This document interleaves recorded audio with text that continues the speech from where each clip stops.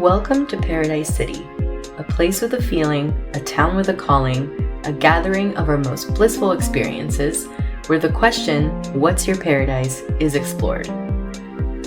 I'm Sylvia, and today I'm joined by Melanie Metz, professional storm chaser and photographer.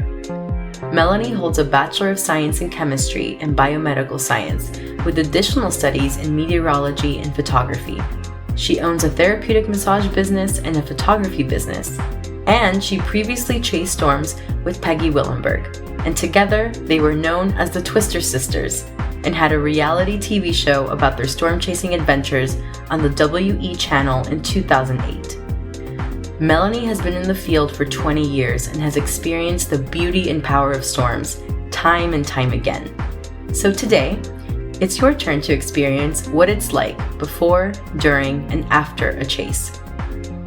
On this episode, Paradise is brewing above us.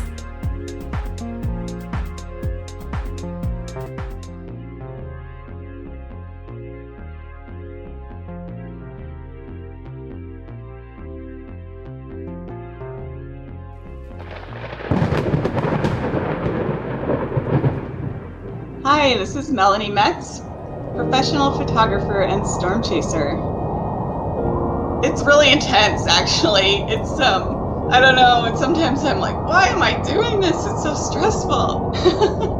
But it's a good kind of stress, you know, it's an exciting stress.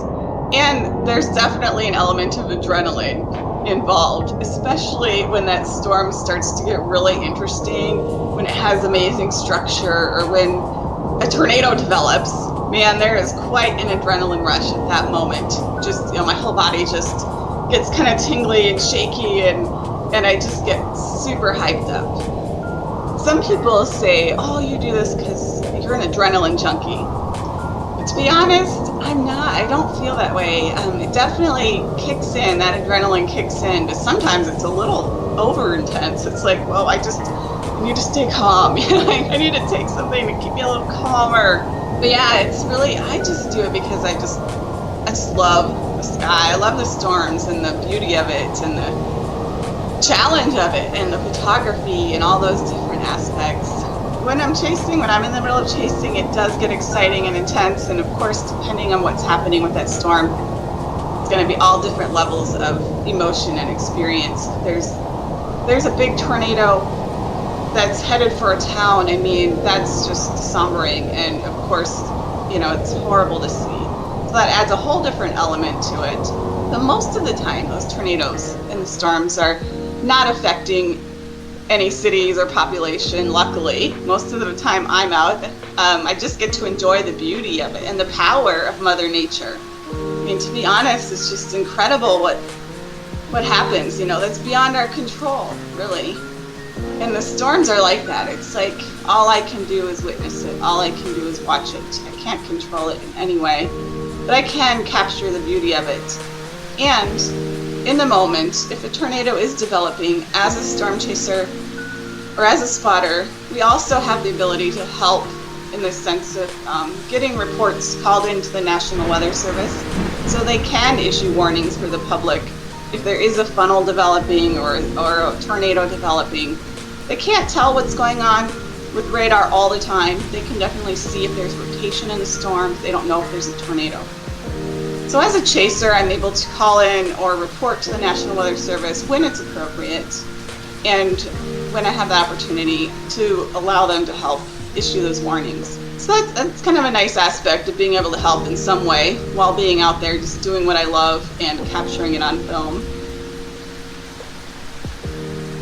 To kick things off, I think it'd be great if you could walk us through what is happening before you even go out and chase. Before a storm hits, what are you doing? How are you preparing? At the start of the day, I am looking at data, looking at my laptop, my phone. I'm constantly monitoring what the weather's doing. Basically, the winds and the satellite, radar, all different types of data that have to do with the weather. So throughout the day, I'm constantly monitoring to figure out exactly where my target is, because the weather is always changing. And even on the day of the storms, things can change a lot during that day. Sometimes the sky is blue, the sun is bright, and it's really hot.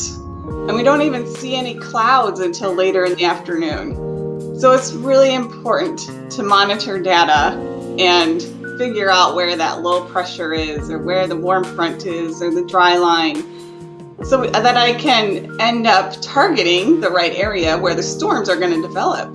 Because in the moment, we have no idea just by looking at the sky. Some people think that I run out there after a tornado warning has been issued. But if I were to do that, I would miss the storm almost completely, because it's already too late once that warning's been issued. I mean, you might see something if it's a long track tornado, but chances are you're just going to see a lot of rain. So throughout the day, I end up driving a lot. So I mean, that part of the day is not really too exciting, to be honest, as far as driving. But it is exciting in some ways, because it's just that anticipation. It's the excitement of the day and what's going to happen later. So to chase a storm, it involves a lot of your own forecasting skills. And that piece of it, I really do love. I love the science of it. I love being able to try to solve the problem, to figure out where that storm is going to develop, and to really target it within, 30 minutes of where that storm develops. That takes a lot of skill and education and experience to do that kind of forecasting. But it is something that is different every single time I go out. So that part of the day of just continuing to forecast and monitor data and figure things out is exciting, in the sense that it's like a big problem I'm trying to solve. And then in the end, I get to see how spot on I was or how wrong I was. And at that point, I get to learn from the experience. If you're going to go out on a chase, you have to be patient and have to be prepared to act in the moment. What new things have you learned as a chaser that you just didn't know when you first started? So on every chase, I feel I do learn something new. Even now, after 20 years of chasing, I feel honestly, in the past 2 years, I feel like I've learned a great deal more than back in my first several years of chasing. I'm not sure why, if it's maybe I'm just looking at it differently or really wanting to pick up on more subtle details. But there are a few things. After the chase, I reflect back on what happened in a couple of ways. In one, I'm reflecting on where the storms fired, what happened with the storms as compared to the forecast and what was supposed to happen. Was there, sometimes you don't expect a tornado and you get a pretty big tornado out of that storm. There probably was a slight chance of a tornado if you're going to see one, but that happened a couple times actually the past 2 years, last year and this year already. A couple storms that some chasers didn't chase because it didn't look like a really big day, but it ended up being one of the most photogenic tornadoes of the entire year. So what happened on that day?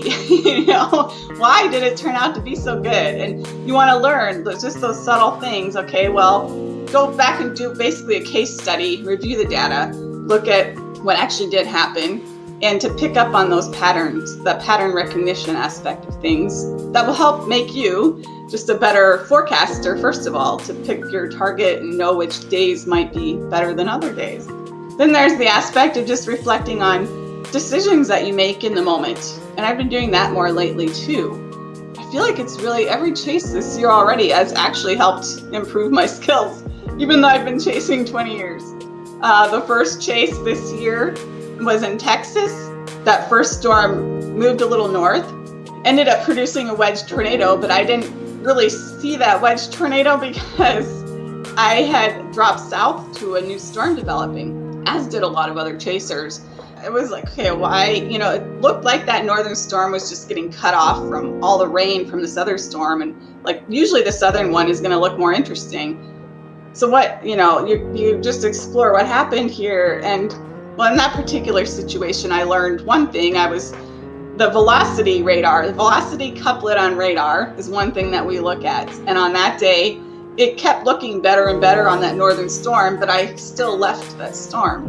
So it was like, okay, if my storm that I'm on right now is still looking good, I'm not going to leave it until it really has died out. I'm not going to anticipate it dying out. I'm going to wait until it's actually not looking good anymore.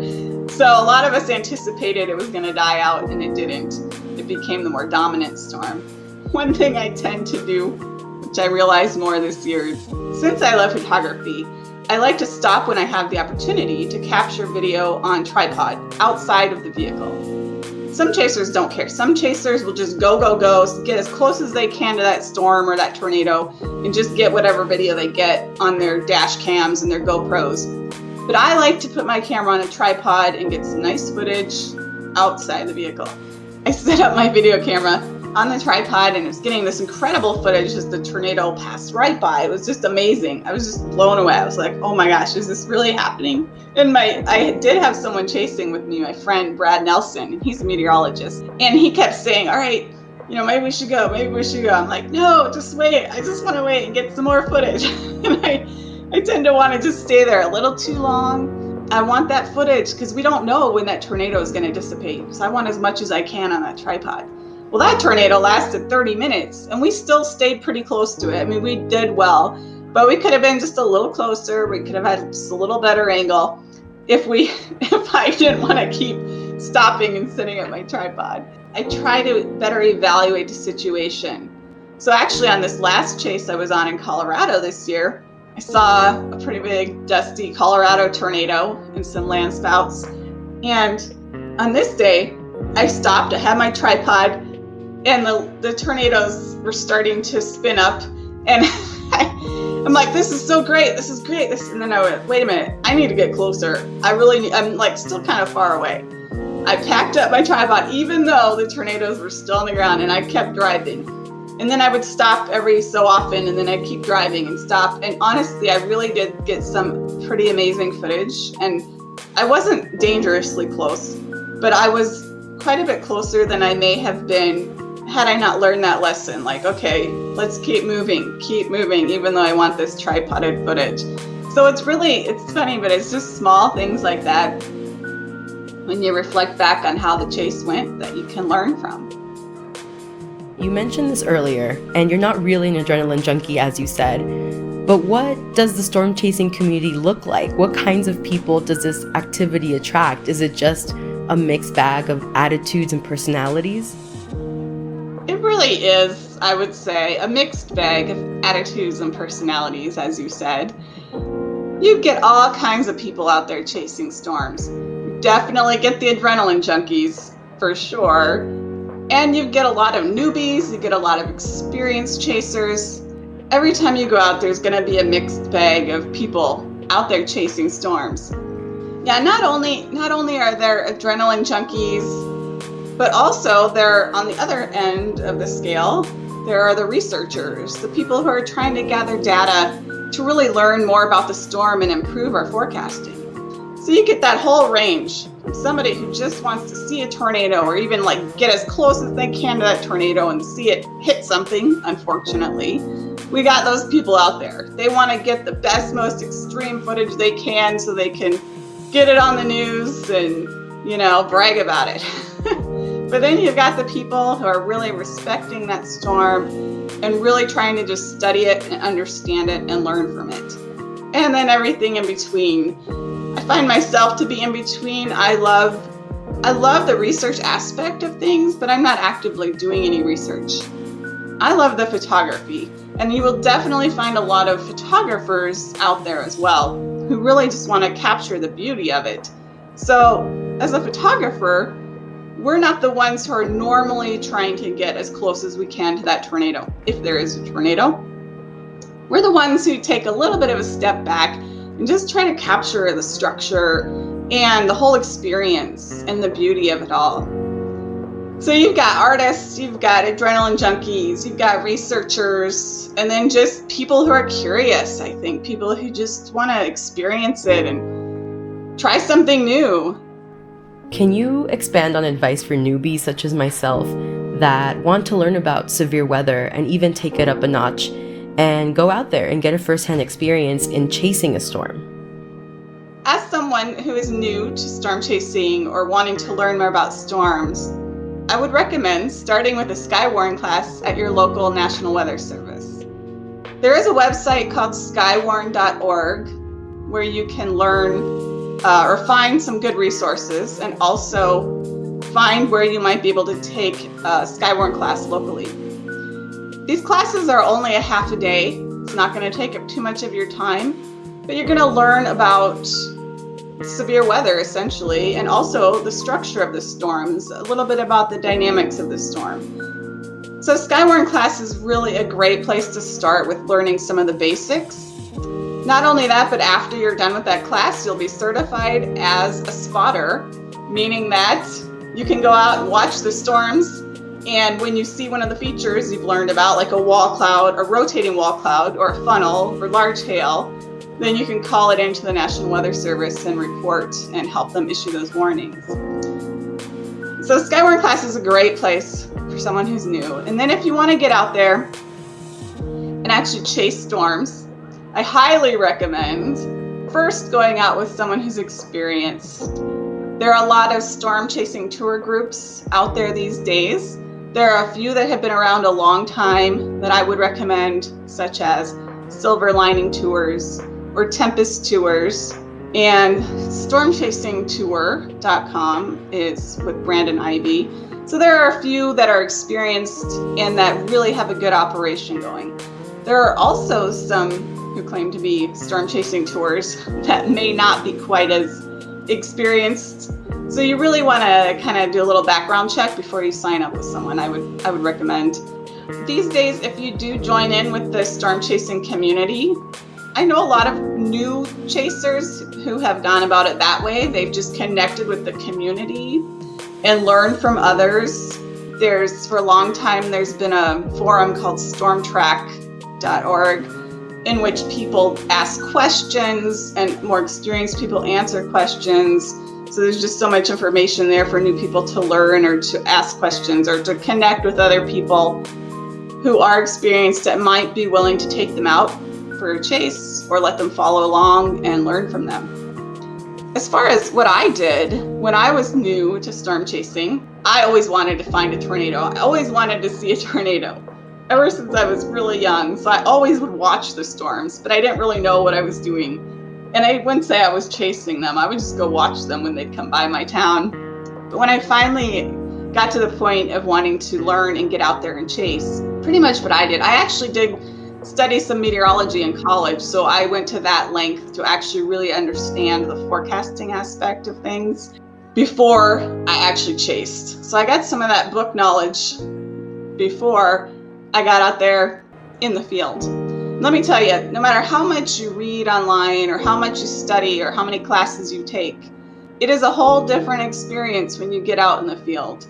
So even if you think you know what you're doing and you understand the science and the forecasting and the storm, I really, really think it's super important to still go out with somebody experienced for your first time or first few times chasing. Because when you see that storm in action, it's a lot different than looking at it in a textbook. So again, go on a tour, connect with other chasers. There are always people who are willing to help and to let you come out with them. So yeah, I think those are really some great ways to get started.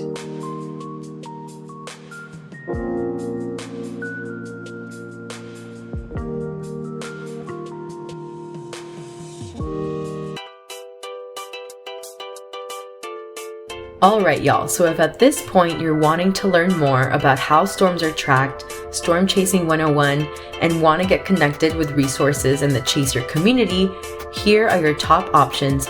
Number 1 is Skywarn Training, where you can learn about severe weather and become a spotter for the National Weather Service. You can find more information at skywarn.org. That is SKYWARN.org. You can join the Stormtrack Forum with all kinds of questions, answers, and discussions about severe weather.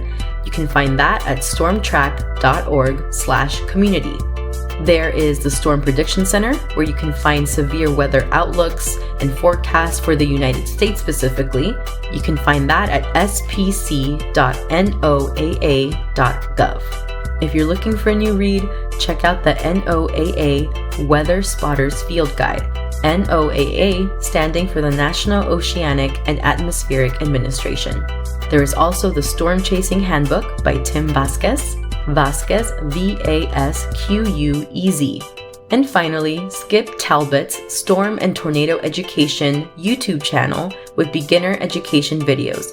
That is SKIPTALBOT. So check these out. All resources are linked in the show notes. Now, back to Melanie.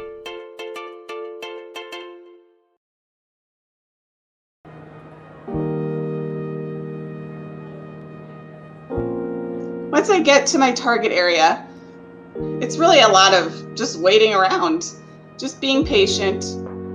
I'll tell you something, storm chasing is not for people who need to be doing something constantly.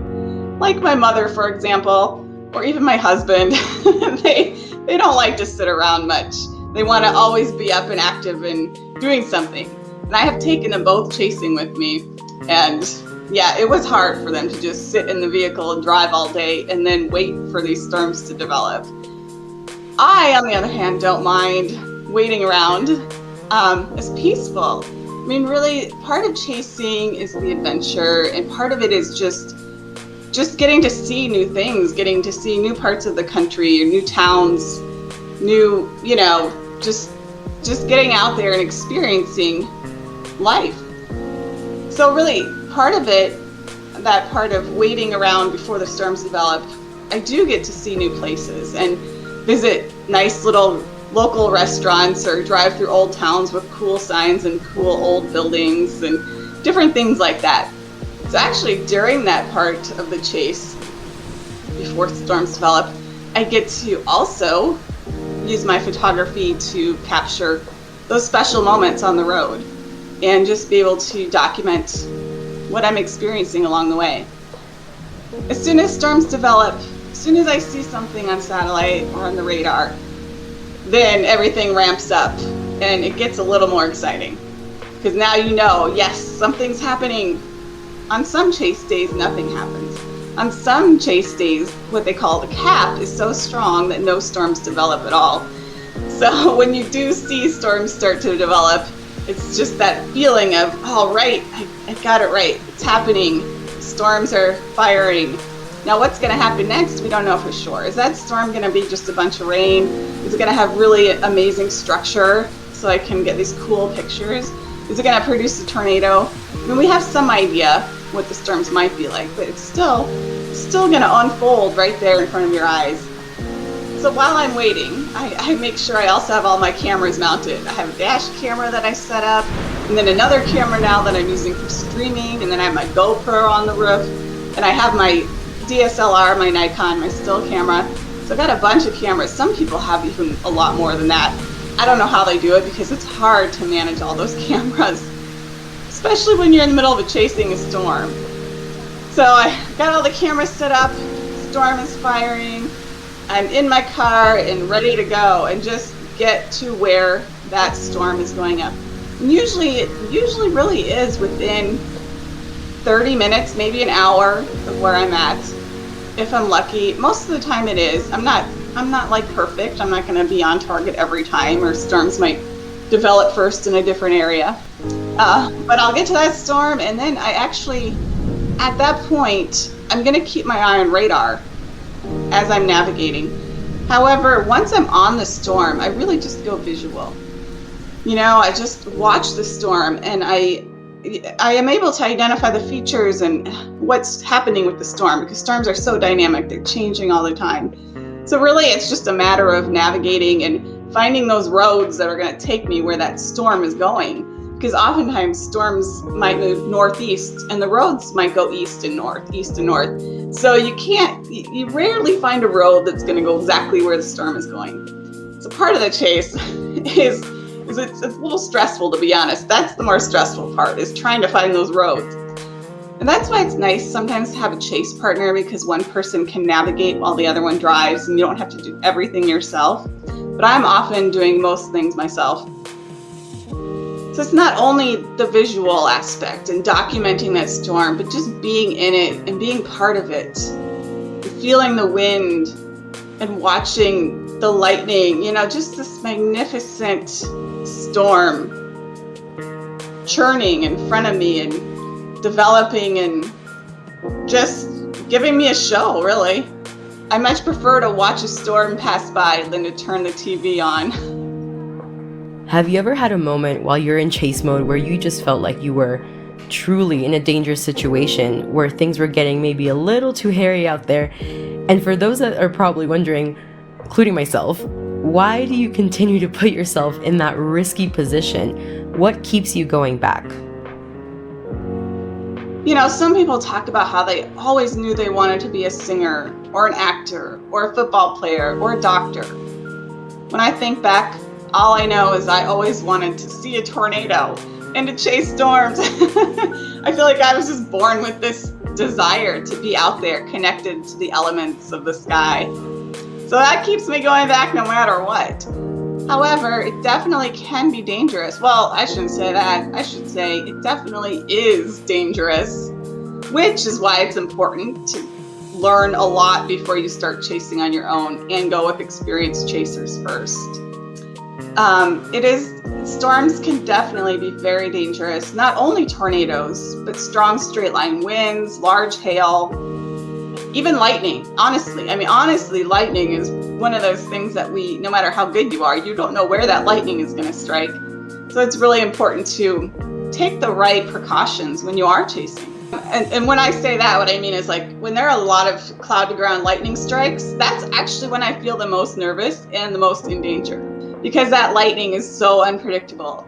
So, as a photographer, we get out there with our tripods and we're in this big open field and we're probably the tallest thing around. So we're putting ourselves in a dangerous situation just in that regard to be a lightning rod.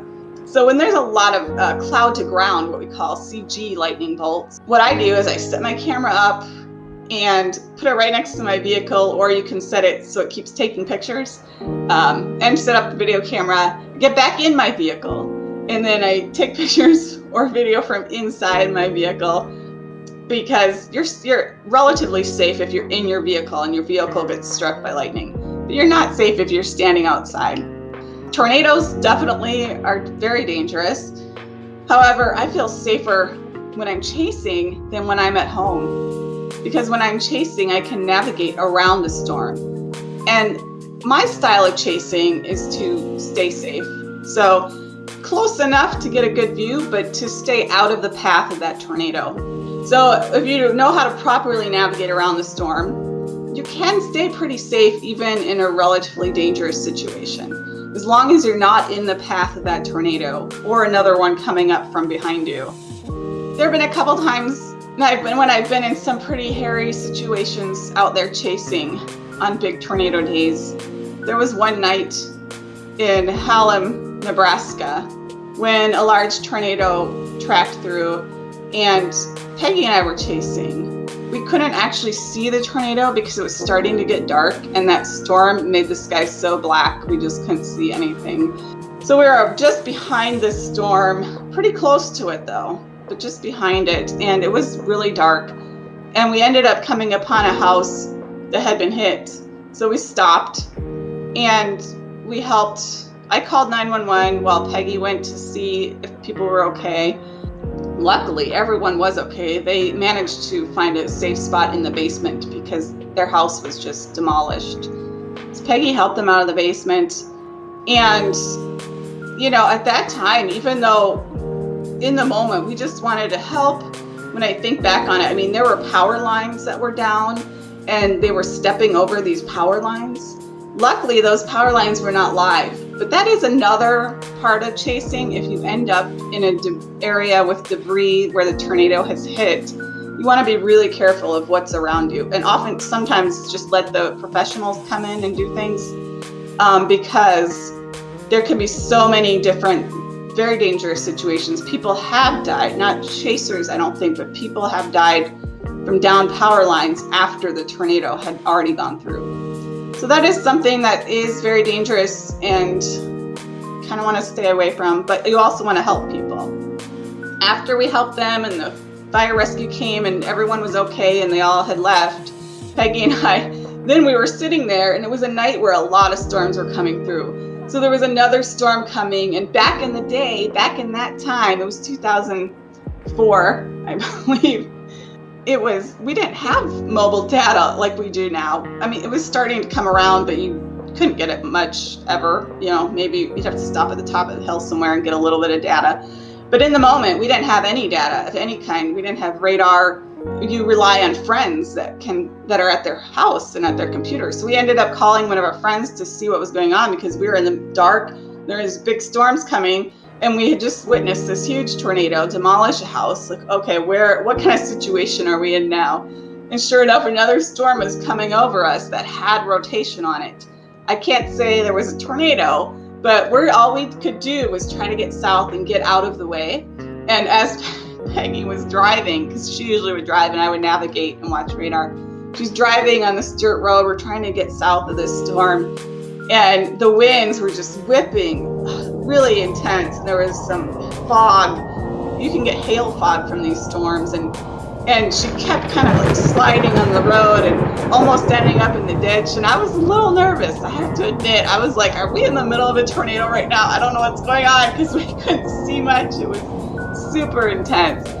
That's one moment that I feel I felt like I was in the most danger, and part of that is because we didn't have the data, we didn't know what was going on, and we weren't in chase mode. We had stopped to help people. So it's different if you're constantly in chase mode and able to see the radar and stay outside of that storm. But in that moment, we had, it was a little different. But really, in all my years of chasing, I've been chasing for over 20 years now. I really feel like that was the one time I felt the most in danger from a storm. There was a big tornado that hit El Reno, Oklahoma in 2013. And on that day, everyone was nervous because we knew it was going to be an explosive day with potential for a large, deadly tornado. And it's so close to Oklahoma City, to a big metro area. It's one of these interesting things where, you've got a group of people and you're all connected in some way and you feel the same emotions somehow. There's something else, something going on there where we're all connected, and all of us just felt the same nervousness, and that's not normal. And on that day, unfortunately, that's when the researcher Tim Samaras, his son Paul Samaras, and their friend Carl Young, unfortunately were hit by that tornado and died. And really, that's one of the few times that a chaser actually died from a tornado that they were chasing. And in that situation, they were trying to deploy probes in the path of the tornado, so they were getting a little closer than the average chaser might get. Now, having said that, I would like to mention they were very experienced, very knowledgeable, very respectful chasers. So it was just the unpredictability of the storm and how tornadoes can act in ways that we might not be able to really know. And so that's why it is important to keep a safe distance, because they can change so quickly. That one grew to 2.6 miles within like a minute after it had been going, and it shifted its track suddenly. So, it did some weird stuff that most tornadoes don't do, but they can. It is definitely very important to always take warnings seriously. Severe thunderstorm warnings, whatever kind of warning the National Weather Service is issuing. The reason they are issuing that warning is because there is either a radar indication of rotation, for example, on a storm, meaning it could be producing a tornado. Maybe not in that second, but any minute it could put down a tornado. Tornadoes can spin up quickly, even if it doesn't look that threatening. So it's very important to take shelter when you hear those warnings, even if you don't think storm is going to hit you or that tornado is going to come down. things can change so quickly, and sometimes storms are moving really fast. So you might not see the storm out there. There might be trees in the way. There might be something that just prevents you from being able to see it. Doesn't mean it's not there. In Dalton, Minnesota last year, there was a storm that produced a tornado. And that tornado came down within, 30 minutes after that storm blew up.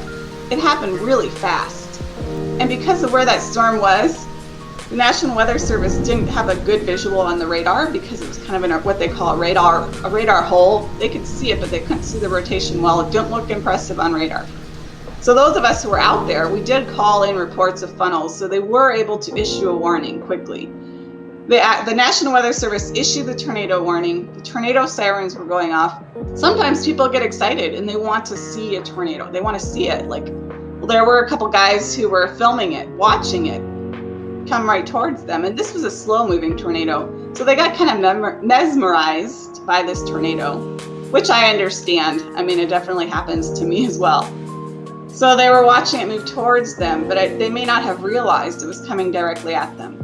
If you're watching a tornado and it just keeps getting bigger but not really moving, that means it's coming right towards you. So unfortunately, at the last second, they realized they better take shelter. One guy ran inside the building that was there, and another guy dove under a tractor, from my understanding. So unfortunately, the guy who went under the tractor died because the tornado hit, and he was not in a good place for shelter. So I feel like that really sends a message, tornadoes are exciting and severe storms are exciting. I know, I love them, and I enjoy watching them and photographing them, but you really have to respect them, and part of that is listening to those warnings and taking shelter.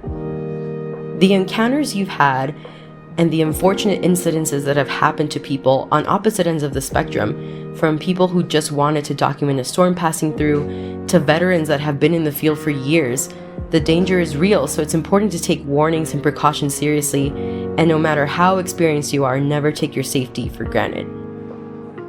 I just want to add, it's also important to have a weather radio, a NOAA weather radio, especially if you live in an area where there's frequent severe weather over the spring and summer. Because when we're sleeping, we don't always wake up to tornado sirens. Now that NOAA weather radio can be programmed so it only gives you the warnings in your area, and it will wake you up. Sometimes tornadoes do happen in the middle of the night. They've actually happened in Minnesota, actually near my parents' house, early in the morning. That's a very unusual thing. But when that's happening, you want to know, you want to hear that warning. And if you don't have the TV on, you don't hear a tornado siren outside, having that weather radio could really save your life. As far as the storm chasing community, what does the representation of women look like? And for any young girls or women out there that are interested in pursuing a career or just have an interest in this area of science, what can you say to them? Oh, I definitely highly encourage any women or girls to pursue their passion. I encourage you to pursue your passion. Follow what drives you. It can be intimidating sometimes as a woman in a male-dominated field, but don't let that stop you. And honestly, I think these days, a lot of us women are moving past that point, feeling confident in being a woman, and we can do whatever we want to do. I think when women succeed in areas that men are not used to, they get a little jealous, and you might sometimes run into people who aren't the nicest people, but that can happen anywhere. In the storm chasing community, I've always had a pretty good experience. I have to say, I know I've heard rumors about things being talked about me as a woman. There were some men back in the day who were spreading some rumors about me that weren't true, but I just didn't let that bother me. I honestly, when those things happen in my life, I just, whatever, it is upsetting. Of course there's a limit, but in the case of rumors, it was just I'm just gonna keep doing my thing, and it's what I love. And as long as you just pursue your passion and follow it and follow your joy, I really think people see that, and a lot of people, men, will respect you for it. I feel like I get a lot of respect from a lot of men, at least the ones who are, more serious about chasing and the science and all that. There are also a lot of women now who are out there, a lot more than there were 20 years ago when I was first starting up.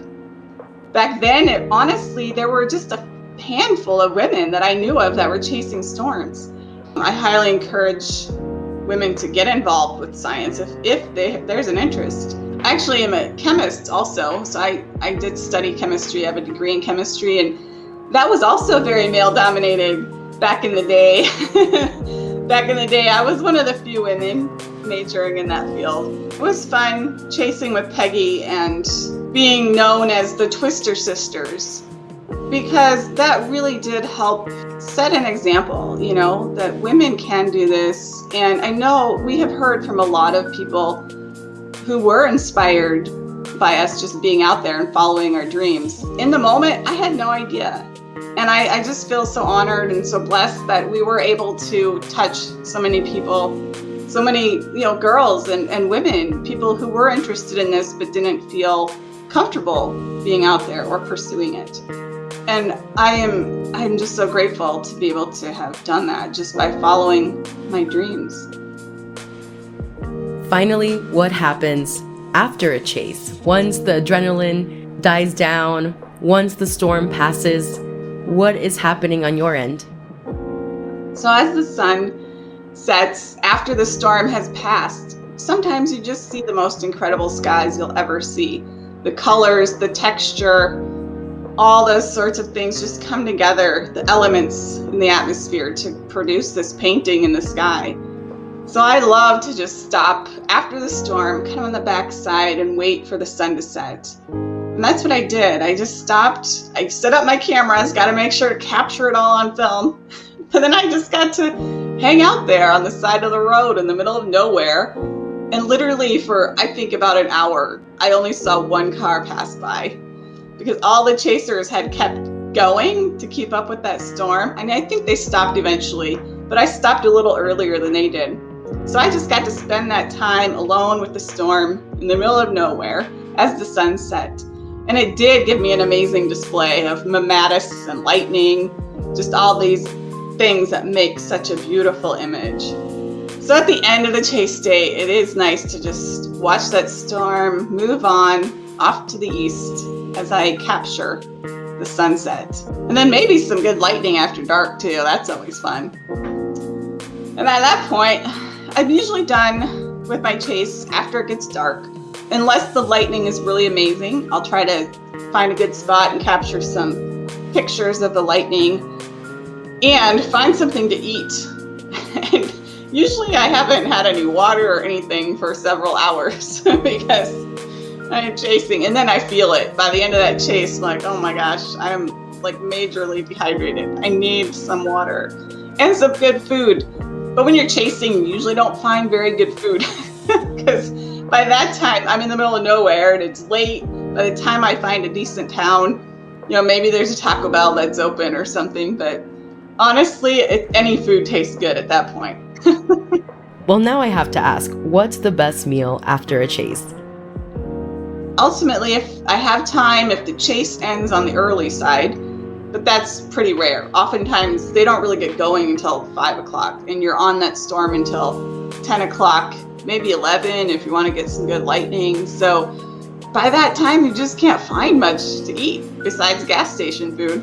However, if the storm ends early, and if we saw a tornado, then you gotta have a steak dinner. That's the tradition. Steak dinner after a tornado. It's the celebration dinner. To be honest though, I much prefer shrimp cocktail or some lobster. I'll take the lobster over a steak any day. I'm a seafood girl even though I live in the Midwest. On that note, you walked us through your chasing process and why you do this. Let's wrap it up and reflect on that.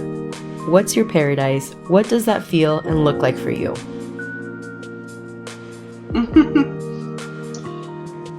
My paradise. I feel like I'm living my paradise right now. I'm getting out there, doing what I love. And what I love is to be standing in the middle of a field with my camera, watching a big storm roll in, listening to the thunder, feeling the cool breeze blow through my hair, listening to the birds sing around me, and just feel connected to nature.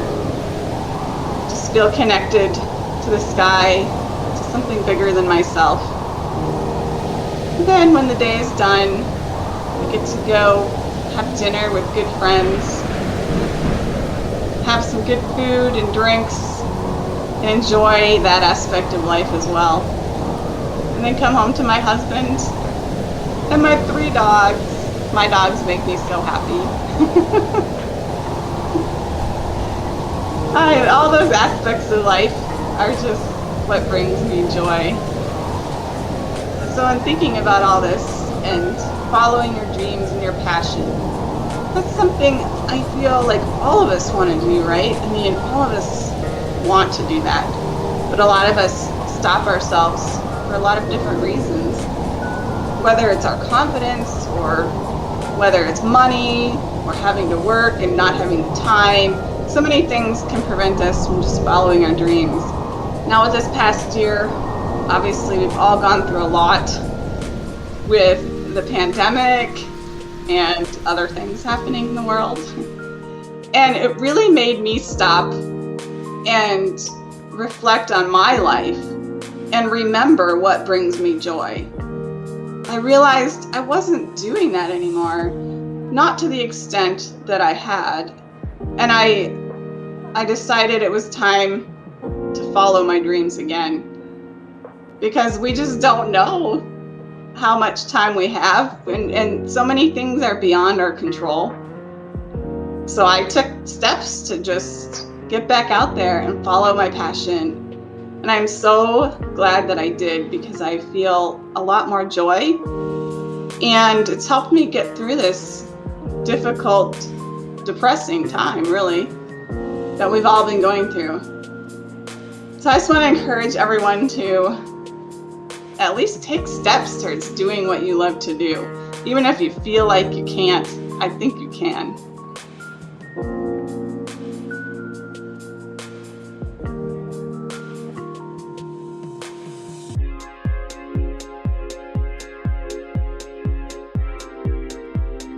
Thanks so much to Melanie for joining me and for sharing her undeniable passion for storm chasing. You can follow her adventures at Melanie Metz Storm Chasing. Metz is M-E-T-Z on YouTube, TikTok, Instagram, and Facebook. You can follow her on Twitter at Metz Storm Media. And you can learn more about her work at MelanieMetzStormChasing.com and MelanieMetzPhotography.com. Follow Paradise City on Facebook, Twitter, and Instagram, and support us on Patreon at Paradise City Pod. And of course, give us a like and a follow wherever you're listening to this episode. I do want to give a special shout out to Christian Nelson, aka Chris Paradise, for the original intro, outro, and PSA music. Learn more about his production work at realretroprods.com. That's REEL retroprods, PRODS.com. Finally, wherever you are in the world, consider a storm chasing tour, sign up for a Skywarn training to be a storm spotter, connect with the storm chasing community, or just the next time a storm comes through your area, take the warning seriously, be prepared, and stay safe. And share this episode with someone that should too. I'm Sylvia, and this has been Paradise City. Thank you for listening. Till next time.